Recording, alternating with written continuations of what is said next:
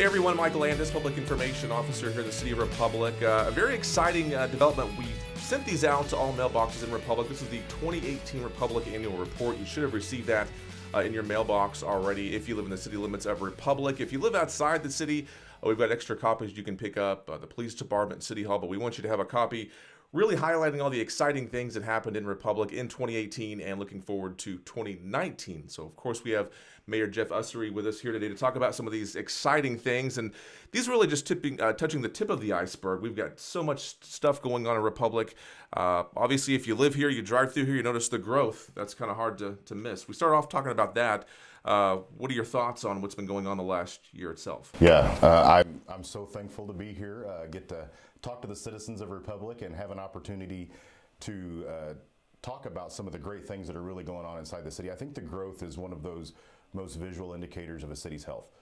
And I think we've seen that here lately in just restaurants, kind of I hate to say a revitalization of Highway 60, but in a time where Highway 60 had a lot of open fields and open lots and people just didn't really have a lot of interest in coming to Republic, we start to see those now build up with things and services for our citizens. Yeah, exactly. And we wanted to get the word out to these citizens. I know in years past we've had annual reports, but we didn't have the greatest way of reaching every single person. This is one way of doing that. What's the importance of making sure that every person in town has an idea of the great things going on and maybe some of the challenges even that we're facing? Yeah, it's vitally important. I think in years past, I don't know that an annual report's been done in maybe 3-4 years. Wow. And our charter, which governs the way we operate, does say that we need to do this. So what's important about it is, A, we meet the charter. We do what we say we're going to do. It's important to not just say we're going to do something, but to deliver. Secondly, I think in the past that annual reports have been done, or a state of the city's kind of been done at a location live, where if you could come to the high school, you could see the mayor give a state of the city and maybe the city administrator and some other department heads. Whereas this way, we get to reach as many citizens as possible. So we should thank you for putting this together, and it going out to every mailing address inside the city means that everybody has an opportunity to read what's going on. The last thing I would say is this isn't a pat on the back for us, because there are some things in here that we're probably not super proud of. Sure. We do want to talk about our successes, but we also want to talk about the things that we need to work on. And to me, that's transparency. That's not fluffing up numbers and saying, look how great things are, because we all have problems to deal with. Every city has those problems. We think we're probably doing a little better than some other cities, but we wanted to talk about the things that we need to work on too. Yeah. And you mentioned transparency, just being open. I mean, there's great things going on. We can see those, but I mean, we've got growth to do continuously, both on the inside and out as well. Yeah, every time we fix one thing, we notice there are 2 more things that we need to work on. So you're never going to be perfect. You're never going to fix everything, but the important thing is that we strive for that perfection and that we constantly try to make things better for the people who live here. Exactly. All right. So we've had an exciting year as you're flipping through this annual report. Have a blast. That continues to get bigger and bigger. Some of our larger events really attracting a lot of people just for families and such. And real quickly, we'll touch on population trends right here. Obviously, you come into the city limits, you see that population sign right there, which is technically only updated every few years. But if you live here, you know more and more people are moving in. That can be a great thing, obviously, but challenges. I mean, it's a cliche thing, but growing pains. I mean, we've seen some of those as well. Yeah, we have. The city services get strained when more and more people use them. And I think we also find that as we become more of a regional destination with places like Flat Creek, and there's Panda Express. There are a lot of places, Black Lab Coffee, Village Pottery, things that you just can't necessarily do in Springfield. Right. And then there are people who come down here to use our parks department, to use our parks, to use our aquatic center, to come to basketball games. So as those people come into town, we're not just dealing with the citizens that live here. We also have to provide a service to those who want to visit our town. Yeah. Because we owe it to them to make it safe and to make it enjoyable. So seeing the population numbers, to think that in 2040 we could be at 37,386 people, well, I know that is a projection. I also know that there are a lot of things that we would have to beef up and work on to get to that point. Yeah. And we always want to provide a great level of service to the citizens. Look, I've lived here. I've been fortunate. I've lived here I went to kindergarten here, and I was able to graduate high school here. Right. So I have seen the growth of this city, and I know we've always had our challenges, and I'm not always going to be here, and you're not always going to be here. So the important thing for us to do when looking at these population numbers is our legacy items, things that we know that we're going to be able to plant this seed now and it's going to blossom, and the people who come after us are going to have it easier, rather than maybe some of the things we had to deal with when we got here. So look, in 2018, 17,400 approximate, that's the estimate. Probably not going to decline any, right? And in 2019, we're just going to keep growing, it sounds like. Right. I think we've become the place to be, and that's a great thing. We watched Nixa and Ozark grow for years and basically outgrow us, grow past us. And I think we finally put some things in place, some of those things we'll talk about in here, that really are attracting people to want to live in Republic. You mentioned. All right. So obviously with more people coming in, you need more public services, police being one of those. Been a good year for the police department. A lot of growth going on there. Obviously, Chief Brian Sells being named chief. He's been here for quite a while, obviously. But a lot of growth going on there, but a lot of growth that needs to happen. We've got so many people that need protection on the streets out there in our neighborhoods. And that's one thing we're looking to do, is continue to hire more people as we've done in 2018. Right. And forgive me for being candid, it's just who I am. Yeah. So I hope you all can appreciate the fact that I'm me. And I'll just be honest that when we had the police chief opening, Brian Sells was a sergeant, and a lot of people were telling us we were crazy for considering moving a sergeant to chief, because I've got some experience in the police field. I did it for 16 years, and that's not a normal progression. But here at Republic, we are looking for leadership. We're not looking for titles. And you know, Chief Sells has been here for a long time. I can't remember exactly when he started at the Republic Police Department. I believe it was in the 90s. 96. And he's been, you know, an asset. He's never left. He stayed through some good times. He stayed through some bad times, and it was just time to give him an opportunity to lead the department. And then also Lieutenant Burks, you know, becoming the sole lieutenant at the Republic Police Department. He has, I think, Lieutenant Burks has the buy-in of the officers. They understand that he's there for their best interest. He has their back, and will do everything, unless you do something wrong, obviously. You know, he'd have to deal with them then. But we just have a new culture at the police department where I think the officers can feel comfortable. The turnover rates, we talked a little bit about that, which we'll get into here in a minute. But again, that police department, you look at 14,773 incidents responded to in 2018, and that was of November. So that didn't even include December, which we all know can be busy as well. Absolutely, yeah. One of the big things we've got to look at the police department is, in the funding area, is the fact that our pay, retirement, and insurance, things like that, just aren't up to par. And that's probably citywide. Sure. That we need to work on those things, and that goes into that retention number. And I look at this city report and I see that nice, beautiful police department, but what we don't think about are the things that came out of our general fund to pay for the things in that building. Though, you know, that there's a police tax that should have been taken out of there initially, but just again, transparency with our citizens. In the past, some of those general fund dollars were used for things like buildings when they should have been spent on people. And that's why we are in some of the positions we're in today. But the police department does a great job. They filed 2,529 reports, which for a city of our size is great. They're averaging 57 incidents per day. Keeps you busy. It does. And, you know, I've gotten calls before on some of the officers, you know, at come and go. You know, there's 2 of them there at come and go. And they get breaks too. So I just make sure that people understand that they're not robots. The police and fire, they have to take breaks. And 57 incidents per day, that's not just printing off a piece of paper. That's responding to a domestic or a child abuse or a rape or, you know, something of that nature that's pretty high profile or pretty stressful. So understand that if they're there getting a drink, they probably needed a break. Absolutely. And those numbers growing, but that's just simply because as our population grows, just statistically, you're going to have more incidents need responding to. Right. The more people that come to town, the more incidents we'll have. And it's not because we're not getting a specific kind of person, which I think oftentimes is what we hear. Just as you grow, there are going to be more incidents. Those can be compounded. I think what we have done a good job of is that I don't think the number of incidents have kept up with the growth currently. So I think we've got a pretty safe city. I think so. We don't have a lot of the bad things that you see in other cities, even though we're a growing community. So the police department's done a good job keeping a tap on that. I know we've had other initiatives in the past year, the police recruitment video that we put together, and I know that's helped, and just trying to find quality people, just showing them that Republic's a great place to live and to work, and I think a lot of folks have got that message and they've joined the force. So. Right, and that's again, that's a thanks to you. Having the ability now to hit social media platforms, how many millions of people can we reach through those platforms, and letting them understand that we are working on the pay to get it up to where it's more comparable to what it should be with the area and the size of the department. We're working on the insurance, we're working on the retirement. You know, when a new officer starts, or a new fireman, or anybody new at the city for that matter, the first thing they look at when they're young is the pay. Yeah, right. How much am I getting paid per hour? Well, about 5 years down the road, they start thinking about, well, what's my retirement? Yeah. So it hits you. And that's when it hits you, and that's when we start losing people. And that is the worst time to lose them, because we've put 5 years into them of training and culture and just grooming someone to be the next leader, and then they leave. And that causes some issues. So those are the things we've got to work on. Yeah, and it's important to retain people, because, you know, these officers, if they're here for a long time, they know the people, they know the neighborhoods, they know the town, and that means a lot. Not only that, you know, the community policing model is huge, and that citizens feel comfortable getting a hold of the officer that they need to talk to.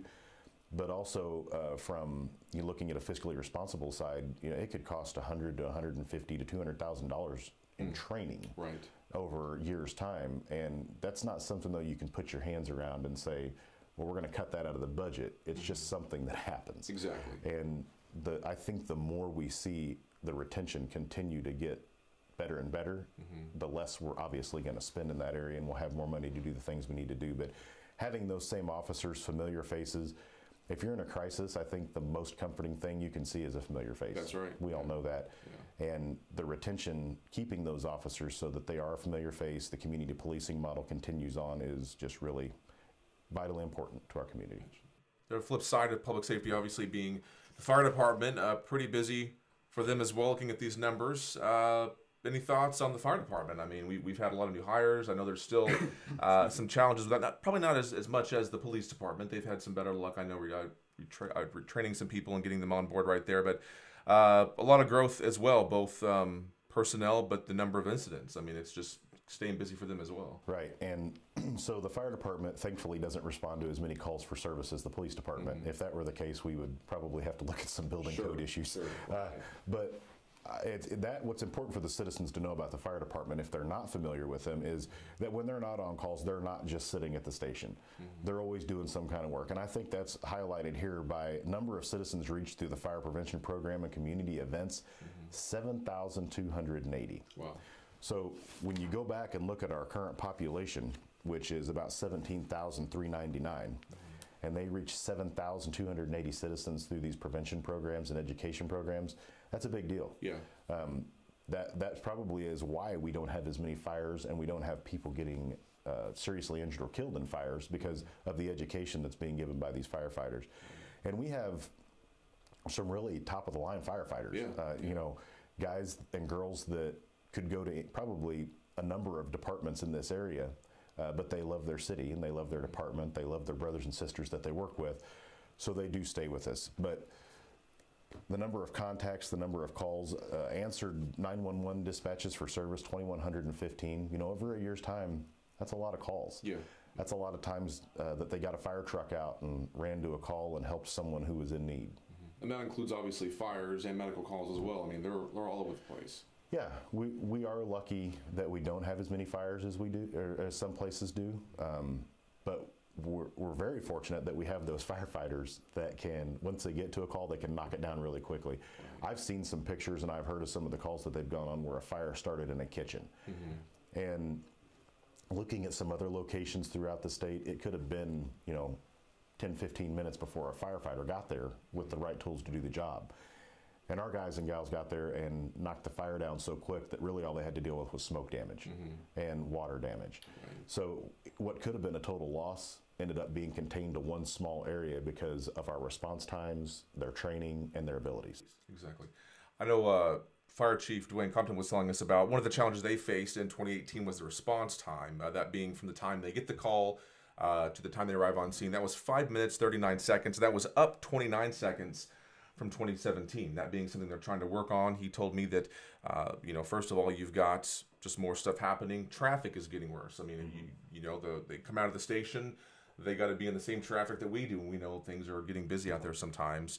Obviously, personnel being an issue as well. So that being one of the things, there are a lot of great things going on, but one of the focuses are trying to improve on that however they can. Yeah, and kind of it joins in with this is we do have some congestion on Highway 60. We are very aware of that as a city.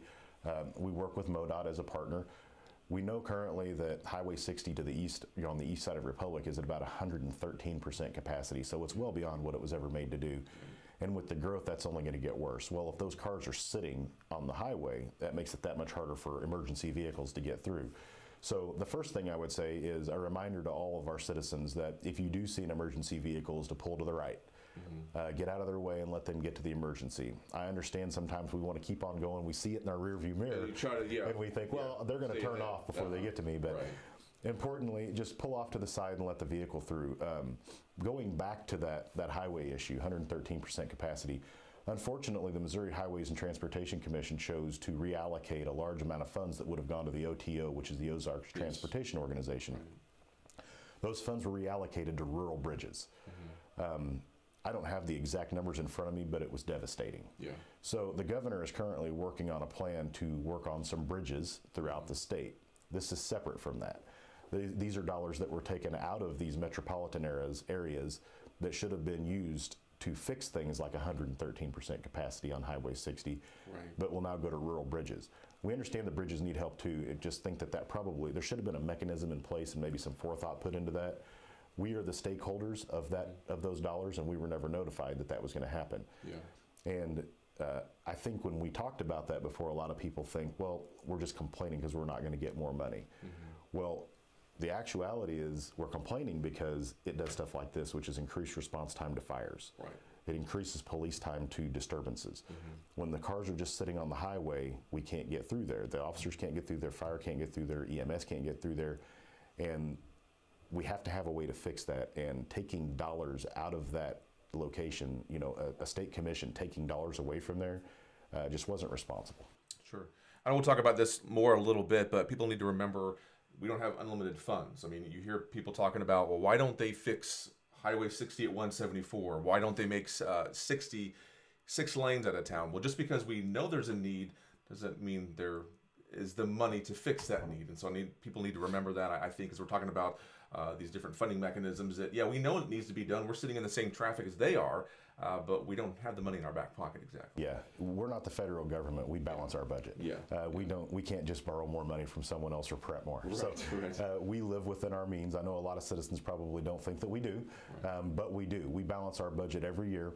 And we have to allocate dollars, and we have to prioritize those or triage them. Now, there are certain dollars that have a ballot initiative that says, this is a tax dollar that was taken in, and you're going to spend this much money on this item.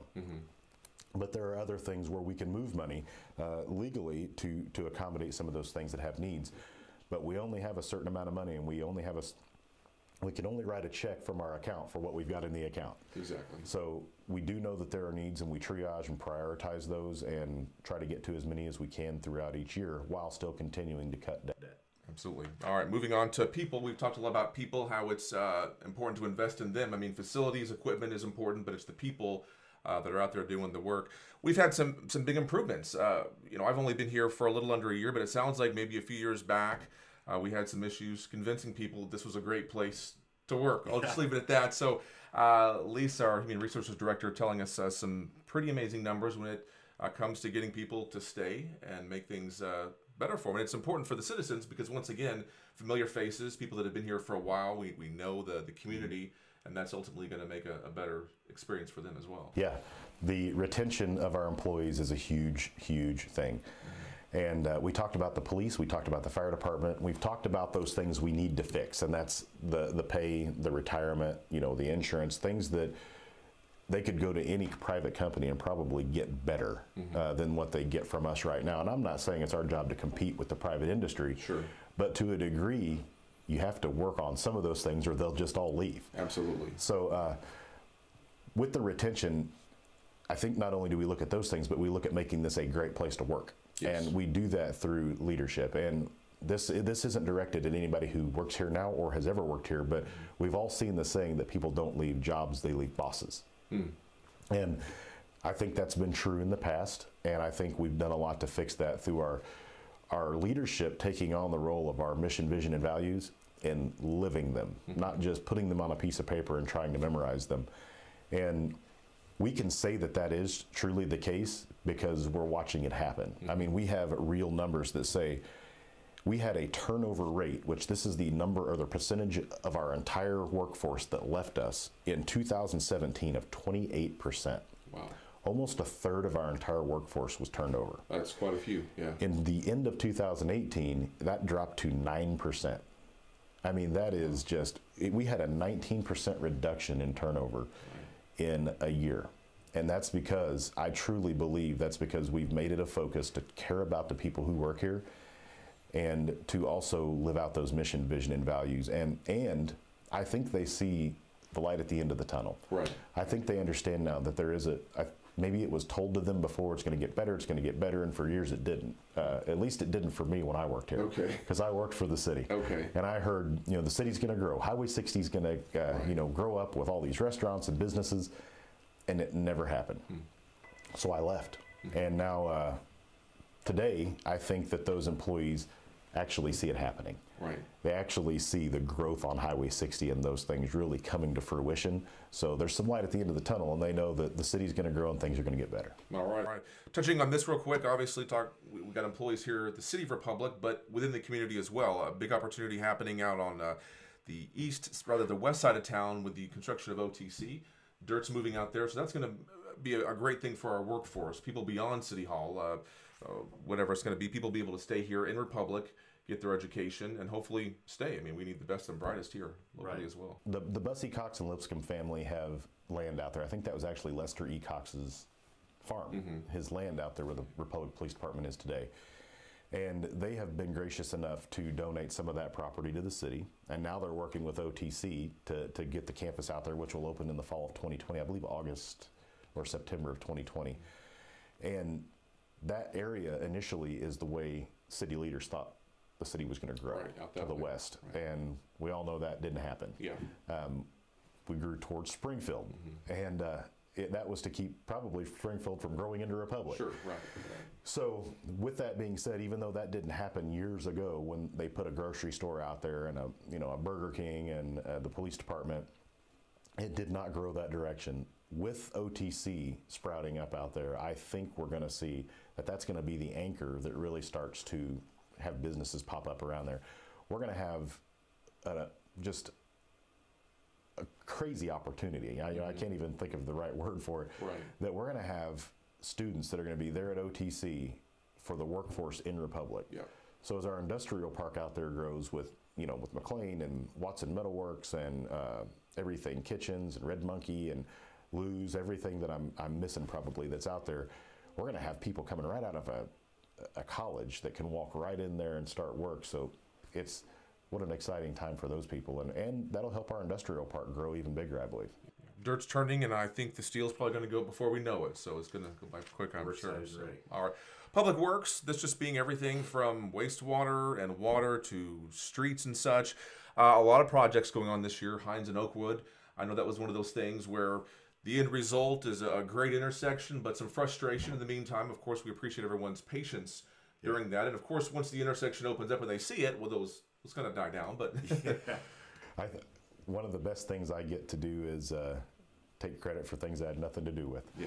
And the good you get the bad. With the good you get the bad. Right. And with the bad, the fact is that at Oakwood and Hines there were federal dollars to be used for that intersection. It wasn't like we just got the money and did the intersection. People asked about the timing. There were a lot of questions surrounding that. Sure. The truth is that was voted on years ago by another council, with a different mayor, a different city administrator, pretty much everyone was different. Yeah. And we had to put some things into action and get that intersection going because those dollars were just sitting there. We don't want to take a chance of ever losing those dollars. Right. So we started when we did because of the urgency to get it done. We didn't want to just sit on the money, and the citizens were promised that to be done. So we wanted to fulfill that promise and get it done. It's going to be great when it's done. Yeah. I personally think that money probably could have been allocated elsewhere, like maybe a Highway 60. But once it had already been decided we were going to do it, it needed to be done. Yes, right. And as you look at the increase in population, Oakwood and Hines is going to become one of those intersections that we're thankful it's going to be expanded and much more easy to drive through. Some of these neat numbers you'll see here, there's 16,575 square feet of asphalt laid by the city. So, you see them out there on these new construction projects, renovating stuff, but there's that many miles of roadway that we have that still has to be maintained, and that's a lot of work as well. Yeah, and also the street signs. We've so far replaced 560 of those, and some of the reason for that was they were just hard to see until you were on them. You had to actually be at the street before you could tell what the street sign was. We're adding some, with the help of Empire Electric, we're adding street lights on some of those busier streets and some of those intersections where people need to have a little more visibility than just their headlights. The street signs, if you drive around the schools, are themed toward the school. So they're orange and black. They have the tiger on there. They look nice, yeah. And that's really, as someone who grew up here, that's really amazing to see, because just for the simple fact that when a visiting school comes to play you in a sport, they get the hint real quick where they're at. And that's what we want. Tigers, so absolutely, we were happy to partner with the school on that. Very good. Moving on to water. I know it's been a year of a lot of change, good, and as we've been mentioning, challenges. We have the new utility billing system come into play, and ultimately, as that's gotten worked out, people love it. I mean, we're offering technology for people to be able to pay their bills online easily, but some hiccups with that. And once again, that's an issue we appreciate everyone's patience on, as we and that kind of overlapped last year and this year, but still in a lot of people's minds as well. Yeah, it is a great new system. We were really far behind in technology when it came to the water, with all of the billing and the software that we used for that. And make no excuses, that was totally our doing. We tried. That's a huge undertaking to change an entire citizen base over to a different program. And thinking back on it, we've talked about things we could have done better. I know it doesn't change the fact of what happened. Maybe we could have phased it. There are a lot of things that we could have looked at trying to do. We really wanted to provide it to the citizens as quickly as possible. Right.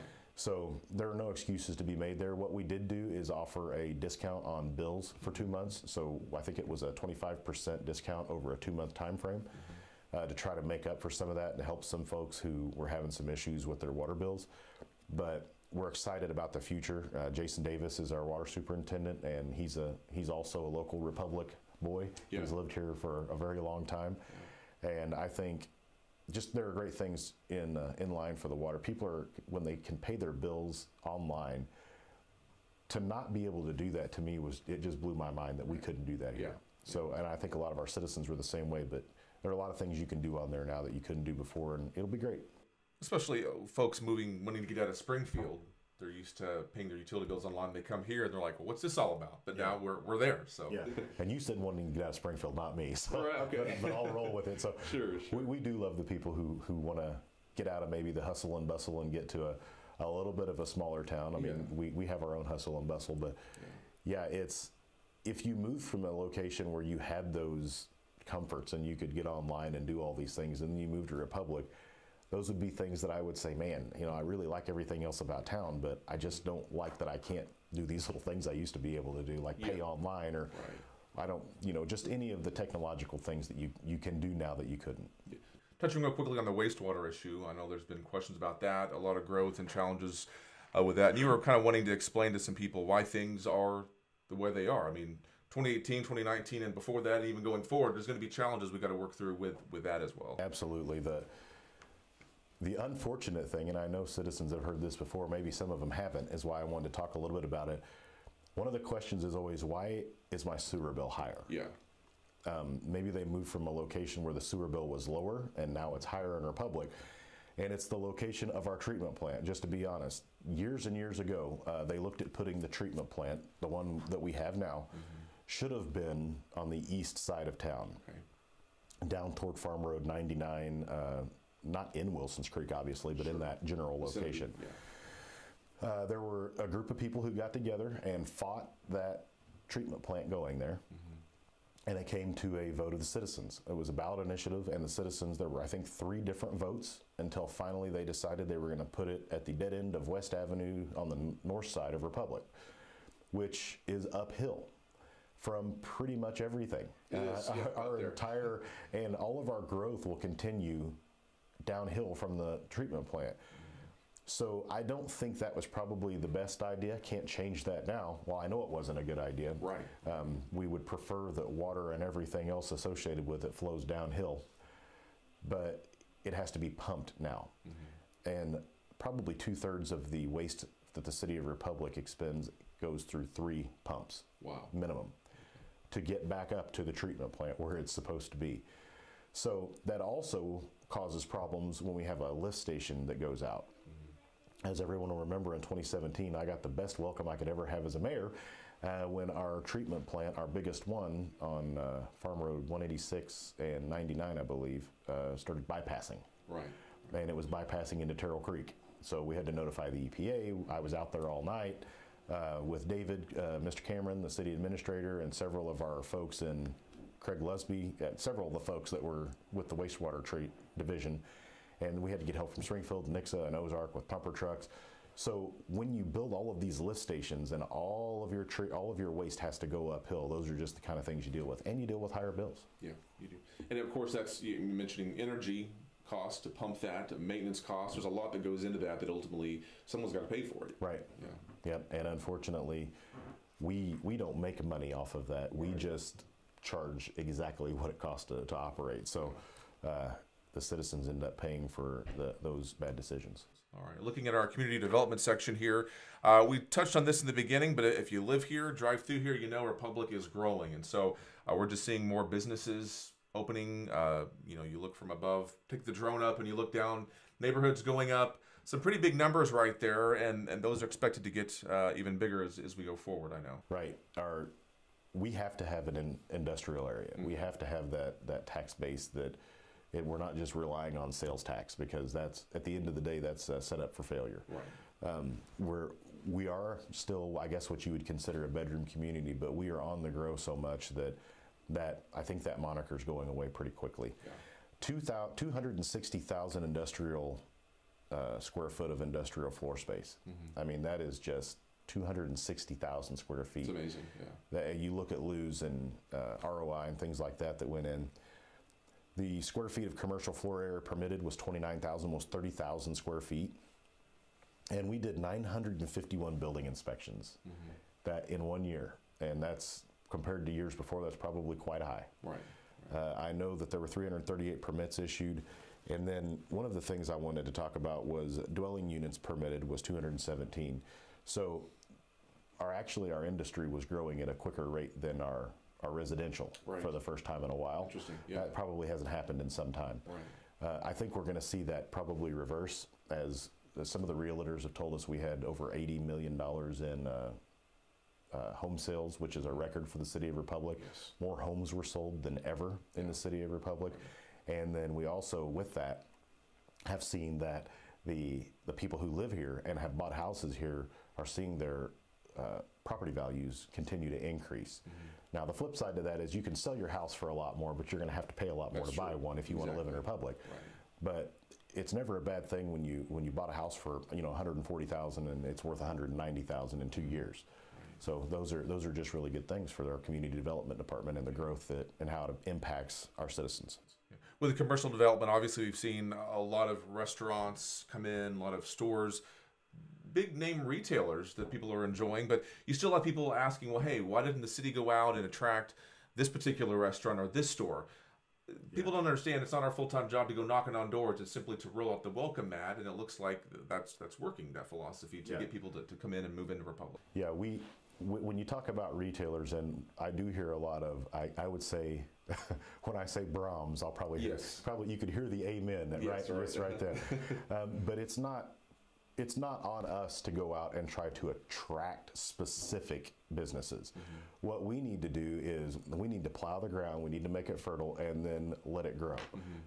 If we were to go out and specifically say we want business ABC, and we want you here no matter what, we're going to do whatever, we want you to come here, and we were to aggressively pursue them, then first off, you'd have to have someone, if it was a franchise, that had the money to invest, because they don't just pop up. Yeah, right. Second off, the city would then be beholden in some way. Well, if you want us there, what are you going to do for us? Exactly. And I'm not a big fan of that.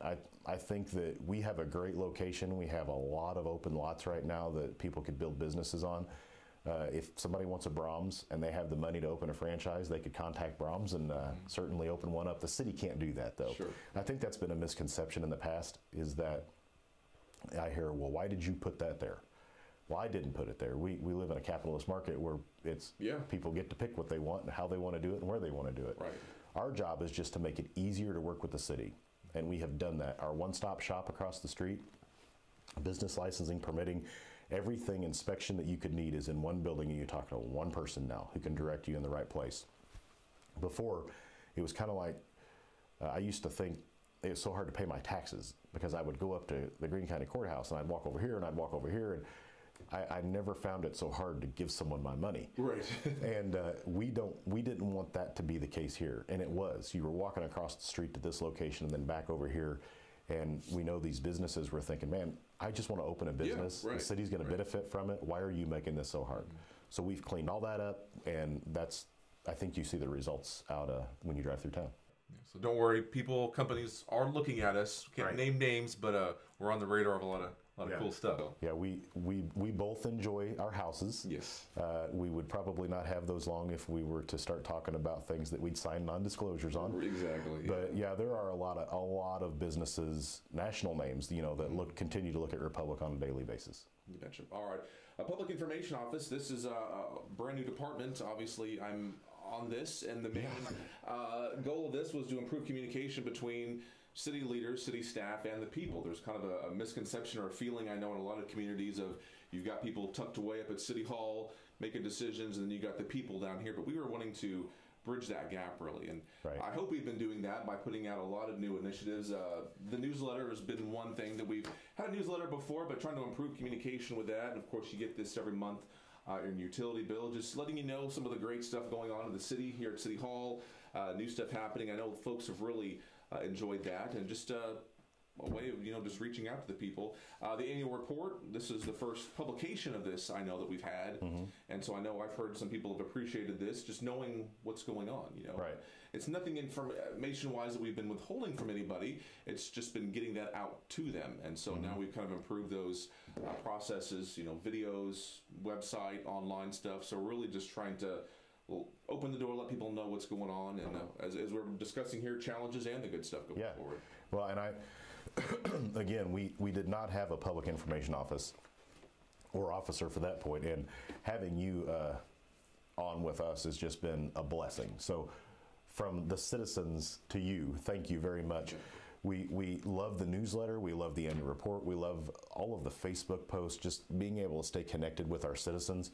And there's no mystery anymore. There's not a wizard behind the curtain. Yeah. My biggest thing is I want to reduce debt, and I want to take care of the people who work here. I want to make it better for our citizens, and I want transparency. And transparency is huge, because I can remember, as a young adult living in the city, there were times that things would happen, and I would never be able to understand why it got there, what happened, or where the money was, and looking back on that, I think it's so important for those who want to get involved in the future to show them this is where all of our money is. This is how the city's doing everything that we're doing. And having someone that can put that out through mass media, and I think we've had KY3 and other news outlets here more than we ever have with some of our initiatives and even some of the problems. That happens, comes with it. We had some of the problems aired on there too, but we're not hiding from anybody, and we're very fortunate to have you to get the message out. Yeah, glad to be here. I know, being in media before, it was a well-known thing that good things were going on in Republic, and so I'm glad to be a little part of that now. I can be. So, City Attorney's Office doing a lot of work revising the city contracting. That was a big change there that needed to be happening. Also working on the city charter as well. So lots of things they've been doing as well to kind of improve that between the legal aspect, even municipal court as well. Yeah, I think when people think of our city attorney, they think just of the municipal court. And Mr. Eisen does a lot of things that the citizens don't see, and that every day that we continue to grow, and those challenges become more and more on the legal side, because we have platting, and we just have zoning issues, and we have a number of things that Mr. Eisen has to look into on top of managing a municipal court and tickets and arrests and things that happen on the city police side of things. But one of the big things was the charter review, and that's going out to the citizens in April. They can vote on a number of those things, And people might look at that and say, man, there are so many things, so many different initiatives on there, so many questions. Well, we didn't want to just wrap it all in one and say, do you want us to revise the charter? Right. Because that's not transparent. Sure. What is transparent is saying, these are the things we want to change in the charter, and here's each one of them and what it will change. Simple things like the difference between an ordinance and a resolution. As the mayor, I can veto an ordinance or a resolution. If I veto an ordinance, the council can override it with a 2/3 vote. Right. If I veto a resolution, it just dies. There's no override, there's no checks and balances. Things like that need to be changed in the charter for the future. All right.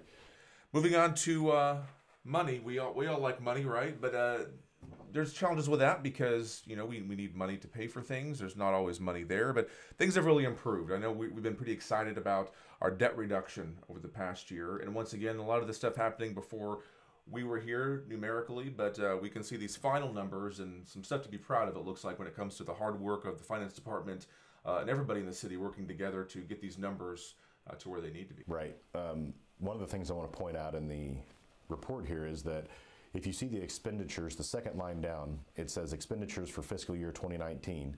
There was a $1.4 million deficit covered by transfers from the city's capital reserve accounts. That was a planned action. We knew that we weren't going to be able to give our firemen or our police officers a raise last year. And that had to be done because our turnover rate, we could see that turnover rate clicking down, ticking down, right, like I said earlier. We were going to stop, plateau, and probably start going back up if we weren't able to keep up with even some of the cities like Billings and Clever. Republic should not have a pay issue with cities smaller than us. So we knew that we still ended with a balanced budget. That's what people need to understand. Not only did we end with a balanced budget, but that $1.4 million was not a deficit, was not a debt. We didn't go into more debt with that. Right.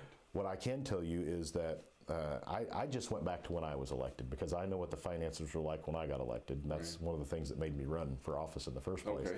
In 2017, we had $17.3 million in debt as a city, and a lot of that debt was attached, well, most of it was attached to the general fund, which is the very mechanism we use to take care of our employees. So we were kind of doing things backwards. We should not have been using that money for debt obligations like older fire trucks and to refinance intersections that had been done like Miller and Lynn. Right. Things that I don't think we should have still been paying for were still sitting on our books as debt. Yeah. Because we wanted cash flow, the city wanted cash flow rather than paying debt off. And we needed to get that debt paid off. Well, they got to the point where they didn't have either. They weren't paying their debt and they didn't have cash flow, which got us to where we are today, to trying to fix these issues. So in 2017, $17.3 million in debt, the day I was elected. The end of 2018, we have reduced that debt to $11.9 million, which means there has been a $5.4 million reduction in debt since April of 2017. I don't know that every year will be that big because we were able to move money to the locations that it needed to be rather than where it was. But just the fact that in, 2 years' time, 2.5 years' time, we've reduced the debt $5.4 million. That's drastic. I think we're doing what we said we'd do. And that is a service to the citizens. And it's not just me. I'm just such a small piece of the puzzle. It's our finance director, Debbie Parks. It's our city administrator, David Cameron. It's our assistant city administrators, Jared Keeling and Lisa Addington. It's our entire city council that looks at these issues and does the right thing every time we walk into that meeting room. Not everybody agrees with what we do all the time. I think a wise man told me one time that you can only hope to please half the people half the time. Right. But if I can lay my head down on my pillow at night and know that we're hopefully making things better for the people that are going to come after us, then that's really what matters. And everything we can do to continue reducing that debt. I mean, I know our budget for 2019 is $19,000, a little over $20,000, so $1 million, $20 million, and so still working to get that. I mean, obviously, the goal would be to have no debt. We realize that may not ever be a possibility, just with the operations, but getting that number down as much as we can go. Right, and some comments I hear from citizens is they don't understand why we have this influx in sales tax, why we need more. Why would we need more for anything? And the truth is right there, and that's that debt reduction. So what we're trying to do is be fiscally responsible and do the right thing. And that is, with any increase in sales tax, we don't just go out and spend the money. You know, a lot of people get their income tax and they're rich for a month. Right. And we're trying not to do that. Yeah. We're trying to, if we get an increase in sales tax, we turn around and put that back toward our debt, because if we could have a $5.4 million reduction since April of 2017, what can we do by April of 2020? Right, exactly. You know, and we just want to see that debt continually come down, so we will be in a better cash position to do the things that we need to do to increase the services of the city. All right. Moving on to parks, this is the fun stuff, I guess. Not that we don't have fun in other apartments as well, but this is the one thing that I think most people in the community have the most interaction with. You know, you go to the park, you go to the events, and it's been a very busy year for parks. 57,000 people coming through the Aquatic Center. I know I bring my boys out there, and it's always very busy. I love it as well, and I know a lot of people, 57,000 people probably love it right there. But big year for parks, and exciting going forward as well with them. I think we have one of the best park systems in the area. Yeah. And another thing is we're not competing with private industries. Sure. Right. We have a park system that, so when you go to the community center and you use the workout area, the gym, you're using that's occupied by Cox Fitness Center, or by Cox.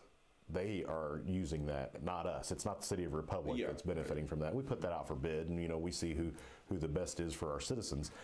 But just to think that 57,000 people came through that Aquatic Center, and you know, most summer days, if you drove by there, you'd believe it, because it doesn't look like you could have got a whole lot more people in there. Sure. And 10,000 people. You know, our Have a Blast is really becoming the go-to destination for a lot of people on a fireworks show. Yeah.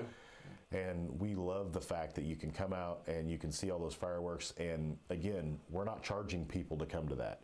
What we're doing is we're putting the fireworks show on, and then we're opening that up for private businesses. Yes. As you've seen, you were out there this year. You've probably been out there before. But we just have row after row after row of people selling food and drinks and any kind of novelty items. And they come out and get to make a profit. The private industry does off of something that we're offering, and it's a service we provide to our citizens. And to see that park, J.R. Martin Park, just filled up with people, it's amazing, because you don't really realize how big that is until you stand on that stage to welcome everybody and see just, you know, looks like Woodstock of Republic. It does, right? It's a great thing. And then 6,000 youth participants and numerous athletic community programs. Again, those are things that there's a need in the community. You know, we have the baseball fields, the softball, volleyball, basketball, and it gives our youth an opportunity to get involved either in their off season or before they get started into organized athletics at the school, and hopefully helps us bring more state titles home with the Republic School District. Hopefully we can play a small part in that. All right. Well, so we just kind of wrapped up 365 days in 56 minutes. Wow. So we were not sure if we're going to have enough time to even go on for 30 minutes, but we had a lot of great stuff to talk about. So so looking forward to 2019, Mayor. What are some of your thoughts about what we can expect, or even having hopes for in this? We're already in 2019, but for the rest of the year. I think we continue to pay off our debt. We look toward taking care of our employees, living this mission, vision, and values every day, that we're going to be aggressively progressive through processes, relationships, and trust. We're going to grow together by always doing the right thing at the right time for the right reason, and that our values will define us, define who we are and how we'll accomplish the mission and vision. And that's through our REPUBLIC, the Republic, and that's regional, ethical, professional, urgent, bold, leaders, insightful, and caring. And I think if we continue to do that, everything else just falls into place. So when you have the right mindset and you do right by people, I think that good things happen. And we're there. So we're going to continue to take care of the people that work for us. We're going to continue to try to provide a great service to our citizens, be the destination that everyone in the region want to move to Republic, and just keep giving them more options and places to eat and do things, nightlife, hopefully, eventually, something that families can get out and do. Best day still ahead, right?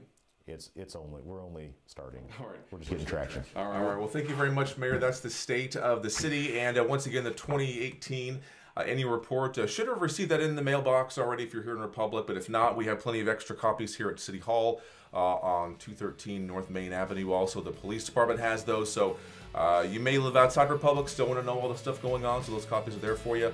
Also be available online. So be sure to check out our website, republicmo.gov. So you can check that out. And if you have any questions, comments, info@republicmo.gov. We'd love to hear from you. Questions, comments, whatever you have. Thanks for joining us. We'll see you next time. Thanks for watching.